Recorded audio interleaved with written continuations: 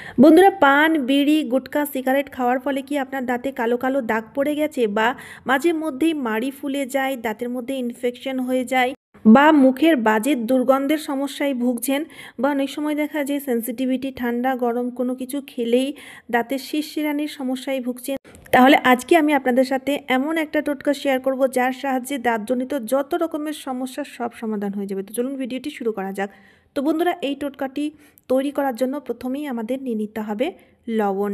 বন্ধুরা, এই লবণ আমাদের দাঁতের মধ্যে জমে থাকা নোংরা ময়লাগুলোকে পরিষ্কার করতে খুব সাহায্যকারী। তারই সাথে সাথে বন্ধুরা, দাঁতের পচন রোধ করতেও কিন্তু খুবই সাহায্যকারী। এরপর আমাদের নিয়ে নিতে হবে হলুদ গুঁড়ো। হাফ চামচ মতো হলুদ গুঁড়ো নিয়েছি। বন্ধুরা, হলুদের মধ্যে রয়েছে অ্যান্টিব্যাকটেরিয়াল প্রপার্টি, যা কিনা দাঁতের মধ্যে যত রকমের ব্যাকটেরিয়া থাকে ব্যাকটেরিয়াগুলোকে খুব সহজেই ধ্বংস করে দেয়।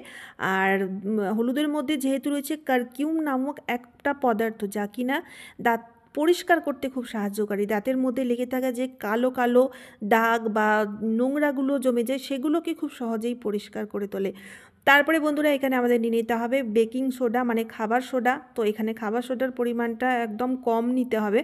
বন্ধুরা, খাবার সোডা দেখবেন যে কোনো ধরনের নোংরা ময়লাগুলোকে একদম খুব সহজেই সফট করে তোলে, নরম করে তোলে, যার ফলে খুব সহজেই সেই নোংরাগুলো বা দাগগুলো খুব তাড়াতাড়ি পরিষ্কার হয়ে যায়। তাই এখানে আমাদের বেকিং সোডার ইউজ নিচ্ছি। যদি বেকিং সোডা না থাকে, ইনো থাকলে ইনোরও ইউজ নিতে পারেন, ঠিক আছে।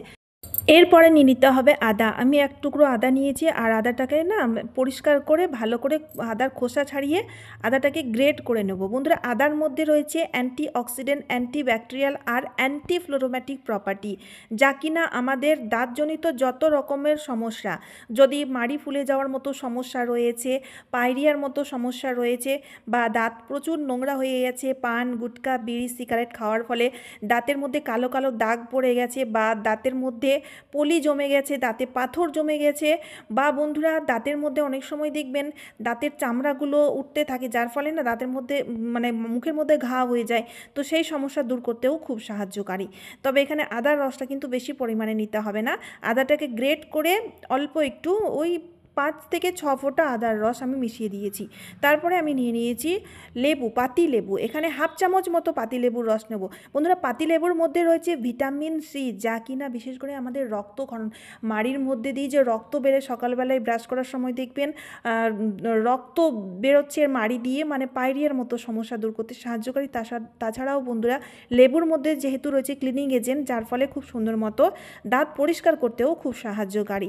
তো দেখুন বন্ধুরা, সবগুলো জিনিস নেওয়ার পরে এবার সবগুলো জিনিসটা একসাথে আমরা মিশিয়ে নেব ভালো মতো করে। মিশিয়ে নেওয়ার পরে এবার আমাদের লাস্টে নিয়ে নিতে হবে পেস্ট। যে পেস্ট আপনারা প্রত্যেক দিন ইউজ করে থাকেন দাঁত মাজার জন্য, সেই পেস্ট নিয়ে নিন, কোনো অসুবিধা নেই। জেল পেস্ট, বা অনেকেই দেখবেন পাউডার ইউজ করে থাকে, পাউডারও নিয়ে নিতে পারেন। এবার আমি পেস্টটাকে দিয়ে না ভালো করে মিশিয়ে নিচ্ছি এই মিশ্রণের সাথে, যাতে সবগুলো জিনিস পেস্টের সাথে ভালোভাবে মিশে গিয়ে একটা দারুণ রেমেডি তৈরি হয়ে যায়। আর এই টোটকাটি তৈরি করে আপনারা স্টোর করে রাখতে পারবেন না। সকালবেলায় তৈরি করলেন, সকালবেলায় আর রাত্রিবেলায় দুবেলা কিন্তু ইউজ করতে হবে, ঠিক আছে।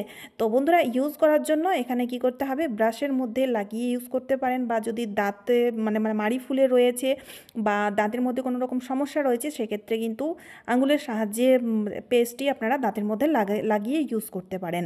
তো বন্ধুরা, একটা জিনিস মাথায় রাখবেন, যখন আপনারা ব্রাশের ইউজ করবেন খুব বেশি ঘষাঘষি করবেন না, এতে কিন্তু আমাদের মাড়ি কিন্তু ড্যামেজ হয়ে যেতে পারে। আমরা যখন অনেকেই রয়েছে যারা দেখবেন দাঁত মাজার সময় ব্রাশটাকে খুব জোরে জোরে ঘষে থাকে, রাব করে থাকে, যার ফলে কি হয়, মাড়ি ক্ষয় হয়ে থাকে, মাড়িগুলো না ক্ষয়ে যায়, যার ফলে মাড়ির রক্তক্ষরণ হয়ে থাকে, বা দেখবেন মাড়ি লুজ হয়ে যায়, এরকম সমস্যা হয়। তো সেক্ষেত্রে সেইভাবে ব্রাশ না করে আমরা যদি দেখুন ব্রাশটাকে ওপর নিচ করে যদি এভাবে হালকা হাতে আলতো হাতে রাব করি, তাতেই দেখবেন আমাদের দাঁত একদম ঝকঝকে পরিষ্কার হয়ে যাবে, আর কোনো রকম কোনো সমস্যা হবে না। আর প্রত্যেক দিন দুবেলা করে ব্রাশ করার আজ থেকে হ্যাবিট তৈরি করে নিন, কারণ দেখবেন এতে কি হবে, আপনার দাঁতজনিত অর্ধেক সমস্যা এতেই দূর হয়ে যাবে, ঠিক আছে। তো বন্ধুরা, এই টোটকাটি যদি নিয়মিত অ্যাপ্লাই করতে পারেন, তাহলে খুব তাড়াতাড়ি আপনাদের দাঁতও কিন্তু এরকম মুক্তোর মতো চকচকে হয়ে যাবে। এবার অনেকেই রয়েছে দেখবেন মুখ দিয়ে খুব বাজে দুর্গন্ধ বেরোনোর মতো সমস্যা রয়েছে, বা ঠান্ডা গরম কোনো কিছু খেলেই মানে শিরশিরানির মতো সমস্যা হয়ে যায়, বা মুখের মধ্যে চামড়াগুলো উঠে গিয়ে খুব জ্বালা করে, কোনো কিছু খাওয়ার স্বাদ পাওয়া যায় না। তো সেক্ষেত্রে এই টোটকাটি খুব কাজে দেবে। 1 গ্লাস জল নিয়েছি, জলের মধ্যে 1 চামচ মতো ধনে, তো এখানে আমি গোটা ধনে নিয়েছি, ঠিক আছে, ধনে গুঁড়োর ইউজ করলে হবে না, গোটা ধনে নিতে হবে। আর জলের সাথে এই ধনেটাকে ভালো করে মিশিয়ে নিয়ে এবার এই জলটাকে ভালো মতো করে আমাদের ফুটিয়ে নিতে হবে, কিন্তু গ্যাসের ফ্লেমটিকে একদম লোতে রেখে ভালো মতো করে 2 থেকে 3 মিনিটের জন্য ফুটিয়ে নিতে হবে, যাতে এই ধনের যে গুণ সেই গুণটা যেন ভালো মতো জলের সাথে মিশে যায়। বন্ধুরা, এই ধনে আমাদের দাঁতের জন্য, মাড়ির জন্য বা মুখের জন্য খুবই উপকারী। তবে সঠিকভাবে কিভাবে এই ধনে ইউজ করতে হবে সেটা জানা দরকার, তা না হলে কিন্তু উপকার আমরা পাবো না। তো দেখতে পাচ্ছেন আমি কিন্তু 2 থেকে 3 মিনিট জলটাকে ভালো মতো ফুটিয়ে নিয়েছি। ফুটিয়ে নেওয়াতেই দেখতে পাচ্ছেন জলের কালারটিও চেঞ্জ হয়ে গেছে। তো যে দেখবেন জলের কালারটি চেঞ্জ হয়ে গেছে, তো সেই মুহূর্তে অল্প একটু সাদা লবণ মিশিয়ে দেবেন। বন্ধুরা, লবণ মাড়ি ফোলার মতো সমস্যা দূর করতে সাহায্যকারী, বা দাঁতের মধ্যে জমে থাকা নোংরাগুলোকে খুব সহজেই পরিষ্কার করতে সাহায্যকারী। তো এবার দেখুন বন্ধুরা, আরও একটু আমি লবণ দিয়ে জলটাকে ফুটিয়ে নিয়েছি, তারপরে চা ছাঁকনি দিয়ে ছেঁকে এবার আমরা এই জলটির ইউজ করব। তবে যেহেতু এখন খুব গরম, তাই একটু ঠান্ডা করে নেব। আর এই ধনেটা কিন্তু আরও 2বার ইউজ করতে পারেন আপনারা। তো চলুন এবার একটু ঠান্ডা করে নিই, মানে উষ্ণ গরম অবস্থায় কিন্তু এই জলটিকে আমাদের ইউজ করতে হবে। যেভাবে আমরা কুলকুচি করি, এই জলটা দিয়ে এবার আমরা কুলকুচি করে নেব। এতে দেখবেন বন্ধুরা, মাড়ি ফুলে যাওয়ার মতো সমস্যা, পায়রিয়ার মতো সমস্যা বা মুখ দিয়ে বাজে দুর্গন্ধ তো পুরোপুরিভাবে দূর হয়ে যাবে। তারই সাথে সাথে ঠান্ডা গরম কোনো কিছু খেলে দাঁতের শিরশিরানির মতো সমস্যাও দূর হয়ে যায়।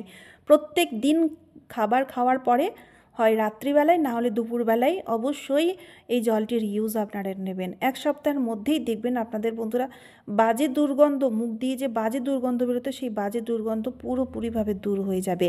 আর আপনাদের দাঁতও কিন্তু অনেকটাই মজবুত হয়ে যাবে। অবশ্যই ট্রাই করে দেখবেন। 2টি টোটকাই খুব পাওয়ারফুল, তাই অবশ্যই ট্রাই করে আমাকে কমেন্ট করে জানাবেন। তো চলুন বন্ধুরা, আজকের মতো এই পর্যন্ত। ভিডিওটি বেশি বেশি করে শেয়ার করতে ভুলবেন না, কারণ অনেকেই রয়েছে যারা দাঁতের সমস্যায় ভুগছেন, তাদের জন্য এই ভিডিওটি খুব উপকারে আসবে। তারই সাথে সাথে চ্যানেলটিকে সাবস্ক্রাইব করে অবশ্যই আমার পাশে থাকবেন, কারণ এরকম ধরনের নিত্য নতুন ইউজফুল ভিডিও আমি আপনাদের জন্য এই চ্যানেলে আপলোড করে থাকি। তো চলুন বন্ধুরা, আবারও দেখা হচ্ছে অন্য কোনো নতুন ভিডিওতে। টাটা বন্ধুরা।